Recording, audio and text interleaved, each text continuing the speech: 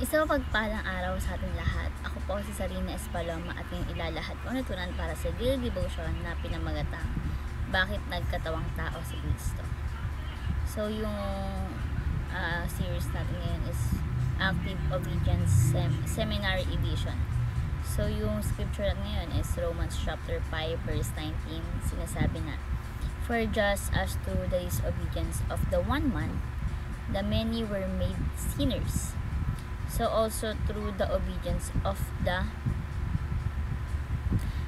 the one man, the many will be made righteous." Sa Tagalog, sapagkat kung naging makasalanan ang marami dahil sa pagsuway ng tao, marami rin ang mapapawalang sala dahil sa pagsunod ng isang tao. So yung katuruan po natin ngayon is number 1. Jesus becomes fully human to fully obey the Father. So sinasabi dito na si Jesus ay naging isang ganap na tao upang magampanan ang misyon ng ganap sa pagsunod ng kalooban ng Diyos Ama. Kahit siya ay Diyos, siya ay pumili na maging tao upang maipakita ang perpektong pagsunod at magbigay halimbawa sa atin. So Jesus becomes fully human to fully obey the Father.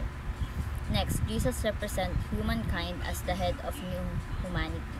So sinasabi dito na si Jesus yung naging representasyon ng bagong sangkatauhan na pinapalakas at pinapalaya mula sa kasalanan. Siya ang unang tao na nabuhay na walang kasalanan at ang unang bumangon mula sa kamatayan. Kaya siya ang ulo ng bagong lahi ng mga mananampalataya.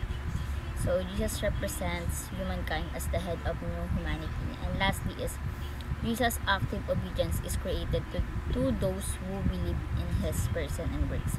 Sinasabi dito na ang mga ginagawa ni Jesus Christ bilang pagsunod sa kalooban ng Diyos Ama ay ituturing bilang katwiran para sa mga manampalataya. Hindi natin kailangan magsagawa ng sariling perpektong pagsunod dahil si Jesus ay gumawa nito para sa atin. So Jesus' active obedience is credited to those who believe in His person and works. Bilang application po is number 1, believe that Jesus is both God and man. Sinasabi dito na mahalaga na paniwalain natin ang dual nature ni Jesus, Diyos at tao. Siya ay may kakayahang magligtas dahil siya ay Diyos, at siya rin ay may kakayahang magpakita ng perpektong pagsunod dahil siya ay isang tao. Halimbawa, ang pananampalataya na si Jesus ay Diyos at tao ay nagbigay sa atin ng pag-asa na siya ang tamang tagapagligtas na kayang magtagumpay laban sa kasalanan at kamatayan. So, believe that Jesus is both God and man. Number 2, believe that Jesus is sufficient for salvation. Meaning to say, si Jesus lamang yung tanging sapat na tagapagligtas, no? Walang ibang gawa o relihiyon ang makakapag-alis na ating kasalanan maliban sa pananampalataya mo kay Jesus Christ. Halimbawa, kahit tayo makasalanan, si Jesus namatay para sa atin na ibigay ng kaligtasan, no? At hindi natin kailangan ng ibang bagay upang maligtas. Sabi nga sa 1 chapter 14 verse 6. So, believe that Jesus is sufficient for salvation. And lastly po is, believe that we are made righteous in Christ. Kung sa pamamagitan ng pananampalataya natin kay Jesus Christ, tayo ay ipinagpapalit ang ating kasalanan sa kanyang katwiran. Hindi tayo naging matuwid dahil sa ating mga gawa, kundi dahil sa gawa ni Jesus Christ.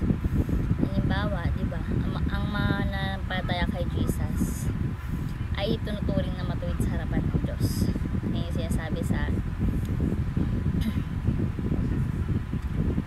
Roman chapter 3 verse 22. Ang katuwiran ng Diyos ay ipinagpamana sa lahat ng nanampalataya kay Jesus Christ. So, believe that we are made righteous in Christ. So, ayun na po ang natutunan sa daily devotion na meron kayo mag-share sa iba at syempre ma-apply sa ating buwan. Thank you po sa pakikinig at God bless.